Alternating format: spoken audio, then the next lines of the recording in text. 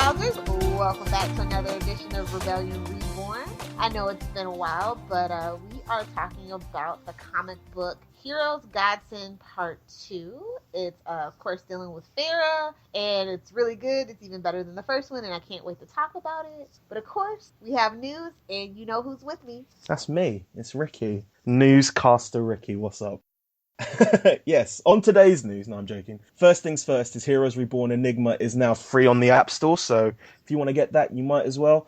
You can be one of the people who were like, no, I'm not going to get it because I have to pay for it. Now it's free, so yay. James Middleton tweeted out that Heroes Reborn is one of the top 10 streamed shows of last year, so that's pretty cool, I guess. It's kind of keeping up with its original mantra of let's stream and pirate it. Finally, if you didn't get a chance to read the ebooks, you don't have to read them anymore because you can go on Spotify and listen to them in audio form. I've managed to find 5 of them. There's only one. It is actually kind of on there, but only if you know German. That's the only way you'll be able to get it. It's Catch and Kill. All the rest of them are on there for free. So yeah, check it out. And then go back and listen to our reviews on them.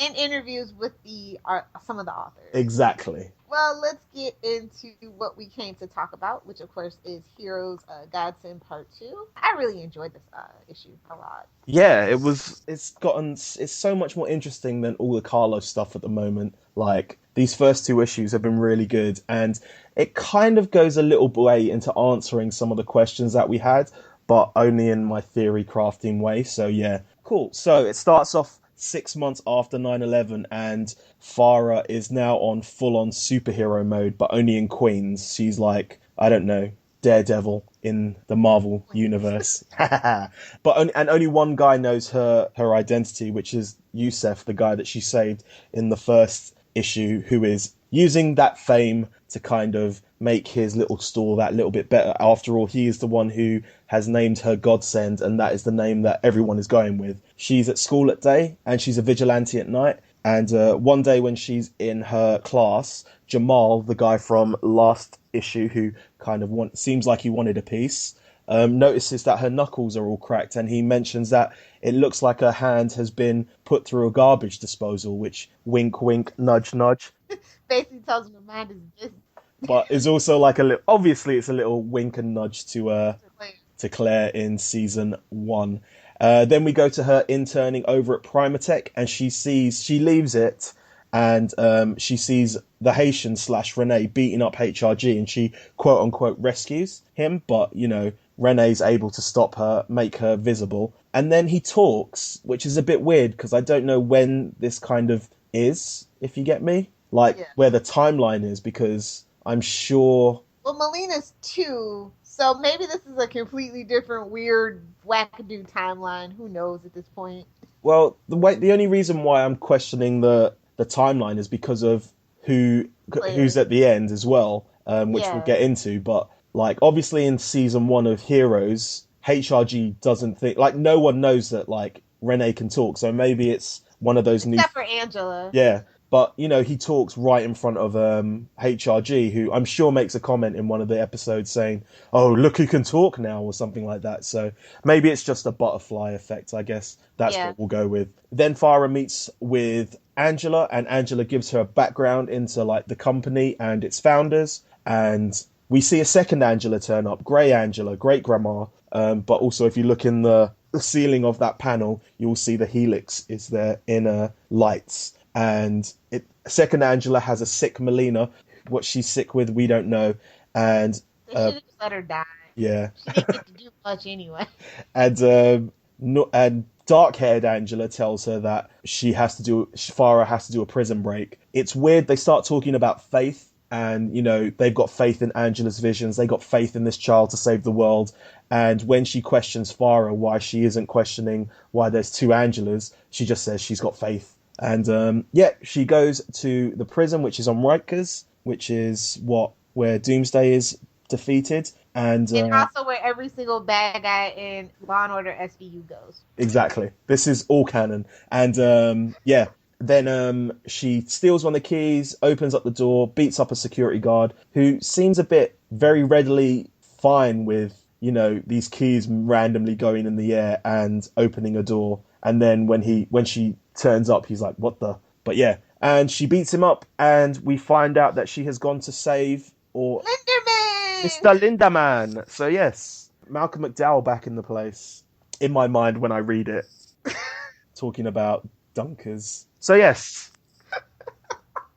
He broke out for Lunchables, yes. Yes, exactly. So anyway, what did you think of what did you want to bring up about the issue? I really enjoyed how they've been giving us extra content at the end. I like the feature on how the artists develop Farrah's look. Mm-hmm. I thought that was pretty cool. And I like how they give us previews for the next cover issue, too. Yeah, definitely. Next seems to be her by loads of spiders. Ooh, spiders. It just had to be spiders. Yeah. So who's that? That can't be anyone. It's got to be someone new who's coming into the frame, because we don't know anyone like that. Or maybe it's Nightmare Man, since we got, Yes. Matt Parkman Sr. Maybe it's Maury. Yeah. Maury's back in the place. I mean, anything's possible with these damn things. So. Definitely. But yeah, I'm really enjoying these comics. They're full of much better than Vengeance. I'm sorry.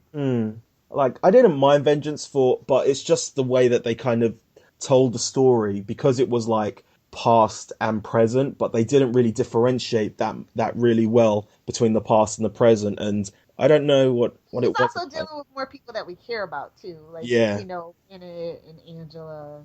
So. Yeah, definitely. But yeah, I really like this issue. It kind of makes her seem she knows what she's doing, especially knowing that she's ended up with Carlos, and how bad he is at being a vigilante. So at least he's gonna be well looked after by Farah. Who calls the shots in that relationship. Oh, yeah, she wears the big cape.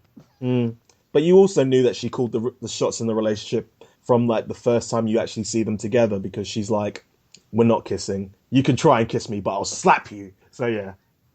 Oh, I can't wait for the third issue.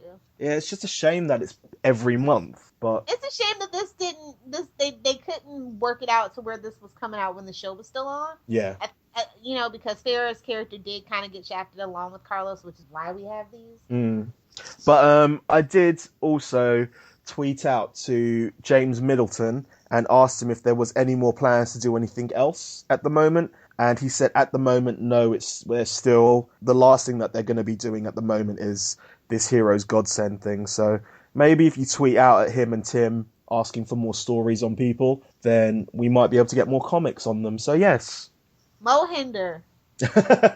But yeah, that's basically it. So what would you give this as a grade? Oh man, what did I give the last one? A? I think I'll give it an A again, because, even though it's like a really quick read, obviously, because it's a comic, I just find myself rereading them, whereas the kind of Vengeance ones I was only reading once and then reading again to make notes, whereas this one I find myself reading them a lot more and finding like little extra bits and pieces. So yeah, how about you? I definitely think it's an A- for me.